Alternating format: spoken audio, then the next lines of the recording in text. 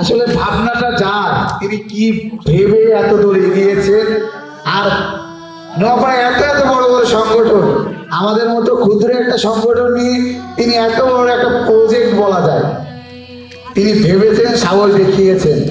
কেন করেছেন আমি চাই তার অনুভূতিও আমরা ক্যামেরা বন্দি করে রাখতে। আমি অনুরোধ করব জয়প্রকাশ দাদাকে, জয়প্রকাশ রায়, তাকে মঞ্চে আসার জন্য। পঞ্চমী শুভেচ্ছা। আমি আসলে আমার বলার এখন ভাষা নেই কিছু, তার কারণ আমার মানে প্রতি বছর ওদের সাথে তো কাজ করছি একসাথে আমরা সবাই মিলে, তো একটা কিছু একটা ভাবনা নিয়ে আমরা এই একটা ডেকোরেশন করি, একটা থিম বলি।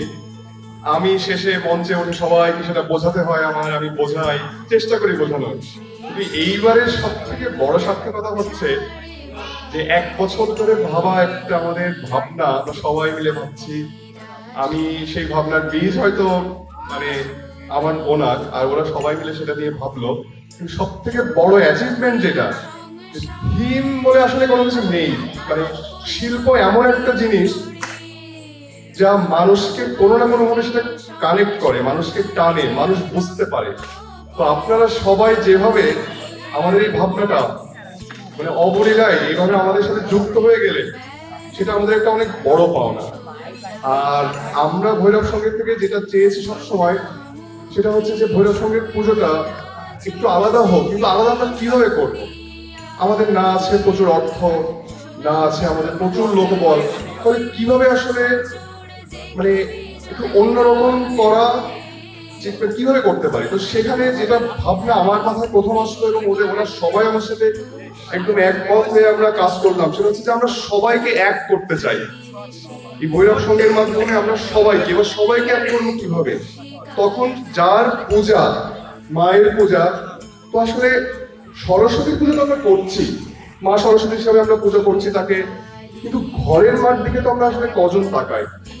ঘরের মা যে কত সুন্দর করে একটা কাঁথা সেলাই করছে আমাদের জন্য, আসন সেলাই করছে, এগুলো কয়জন আসলে, কয়জন মানে কয় মার সন্তান আসলে এটা হাতে নিয়ে দেখে? কিন্তু আসলে আমার সৌভাগ্য হয় যে আমি খুব ছোটবেলা থেকে আমার মার এই গুণগুলোর প্রতি আমি খুবই আগ্রহী, খুবই আন্তরিক ছোটবেলা থেকে। যে এত সুন্দর কাঁথা, এত সুন্দর মানে সেলাই, ঘরটা গোছায় রাখা। অথচ এই মার স্বপ্ন ছিল ডাক্তার হবে, সে সায়েন্সে পড়ছিল আর কি। কিন্তু তারপরে যা হয়, আমাদের মা বা তার মাদের সময়ের যে ব্যাপারগুলো, বিয়ে হয়ে যায় এবং আমাদের ঘরে চলে আসে, আমাদেরকে বড় করে। এইভাবেই আর কি মার যে স্বপ্নগুলো, মার আরো অন্যরকম কিছু হয়ে ওঠার সেই সুযোগটা কিন্তু আসলে সে পায় না। তো বিশ্রীটা মূলত হচ্ছে সুযোগের গল্প একটা, যে যে এই যে এরকম গ্রামের একটা মেয়ে, একটা ছোট্ট একটা সেই 14-16 বছর বয়সের একটা মেয়ে, তাকে যদি আমরা সুযোগ দিতে পারতাম, মানে আমাদের মা কাকি যারা আছে, ঠাকুমা, বা যাদের গল্পগুলো আমরা সবাই কম বেশি প্রত্যেকের পরিবারে এই গল্প আছে, তো যদি সুযোগ দিতে পারতাম, হাতে যদি একটা বীণা তুলে দিতে পারতাম, হাতে যদি বইটা দিতে পারতাম, মানে যাকে বলি আমরা বিনা পুস্তক ধারিনি, তাহলে আমার মাও কি সরস্বতী হয়ে উঠতে পারতো না? এইটাই ছিল হচ্ছে এবারের আমার মূল ভাবনা। সরস্বতী বা হিন্দুদের আসলে প্রতিটা দেব দেবী বা প্রতিটা পূজা নিজেই একটা আসলে থিম, মানে নতুন করে থিম তৈরি করার আসলে কোনো কিছু নেই।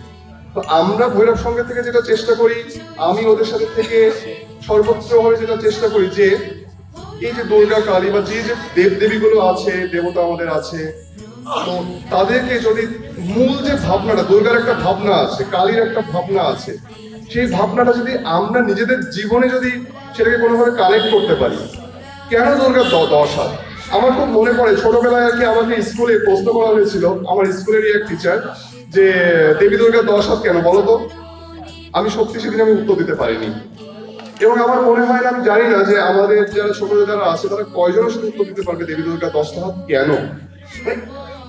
এটা এই জায়গা থেকেই মূলত হচ্ছে এই থিম পুজো ভৈরব সংঘ করে, ভৈরব সংঘের সাথে আমরা থাকি, যে সরস্বতীকে, দুর্গাকে, লক্ষ্মীকে, কালীকে নতুন নতুন করে জানা, নিজের মধ্যে আর কি আরো গভীর ভাবে তাকে গেঁথে রাখা হচ্ছে এই থিম পুজোর আমাদের মূল মানে বিষয়। আর একই সাথে ভৈরব সঙ্গে আমরা যেটা চেষ্টা করি যে যাতে শুদ্ধ সনাতন সংস্কৃতির বিকাশ হয় এবং আমরা সবাই মিলে সুন্দরভাবে একসাথে শুদ্ধ সংস্কৃতির মধ্য দিয়ে আমাদের জীবনকে তৈরি করতে পারি।